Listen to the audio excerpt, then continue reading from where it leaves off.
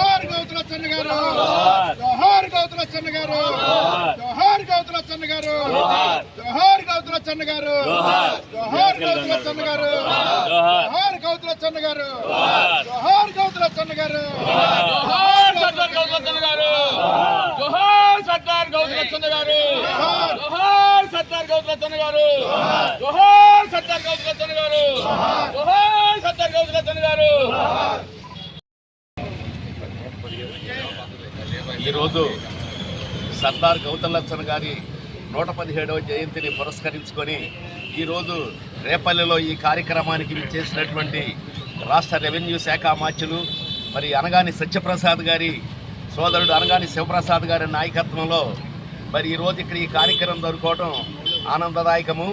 మరి సర్దార్ గౌతలచ్చన్ గారికి సర్దార్ అనే టైటిల్ రావడం ఆనాడు సర్దార్ వల్లభాయ్ పటేల్కే వచ్చింది, సర్దార్ గౌతలచ్చన్ గారికే వచ్చింది। మరి బలహీన వర్గాల్లో శ్రీకాకుళం జిల్లాలో ఇచ్చాపురం నియోజకవర్గంలో జన్మించి మరి గీత కార్మికుల హక్కుల కోసం ఇచ్చాపురం నుంచి తల వరకు సతీ సమేతంగా పాదయాత్ర చేసి జైలు జీవితం చేసినటువంటి మహోన్నతమైన వ్యక్తి।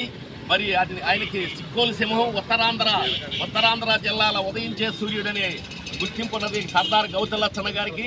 సర్దార్ గౌతలచ్చన్ గారు ఒకానొకప్పుడు రేపల్లె ప్రాంతం సందర్శించినప్పుడు రేపల్లె ప్రాంతంలో మన జనం గణనీయమైన సంఖ్యలో ఉన్నారని ఉద్దేశించి ఆనాడు మాకినేని బసవపన్నయ్య గారికి మార్క్సిస్ట్ పార్టీ నాయకుడిగా ఎదురులేని నాయకుడిగా ఉంటే కూచినపూడి అసెంబ్లీ నియోజకవర్గంలో మరి ఆనాడు కీర్తిశేషులు మాజీ ఆర్థిక శాఖ అమాత్యులు శ్రీ అనగాని భగవంతరావు గారు యువ న్యాయవాదిగా ప్రాక్టీస్ చేస్తున్న రోజుల్లో మరి భగవంతరావు గారిని ఎంపిక చేసి మాకినేని బసవపన్నయ్యపై పెట్టినటువంటి గొప్ప వ్యక్తి కూడా సర్దార్ గౌతలచ్చన్ గారని సభాముఖంగా నేను తెలియజేసుకుంటున్నాను।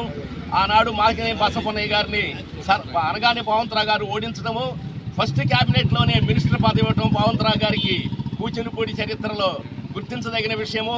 ఆనాటి నుంచి ఈనాటి వరకు కూచినపూడి అసెంబ్లీ నియోజకవర్గము గౌడులదనే గుర్తింపు తెచ్చినటువంటి గొప్ప వ్యక్తి సర్దార్ గౌతలచ్చన్ గారు।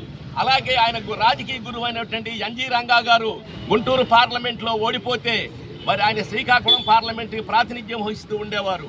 అప్పుడు లచ్చన్ గారు ఈయన రంగా గారిని తీసుకెళ్లి ఆయన పార్లమెంట్కి రిజైన్ చేసి వాళ్ళ గురువు గారిని పార్లమెంటు సభ్యుడిగా గెలిపించినటువంటి గొప్ప వ్యక్తి సర్దార్ గౌతలచ్చన్ గారు। అలాంటి వ్యక్తి ఈ రోజుని వార్డు కౌన్సిలర్గా పోటీ చేసిన ఒకసారి కొత్త వాడిని పెడదామంటే తప్పుకునే రోజులు లేవు ఈ రోజుని।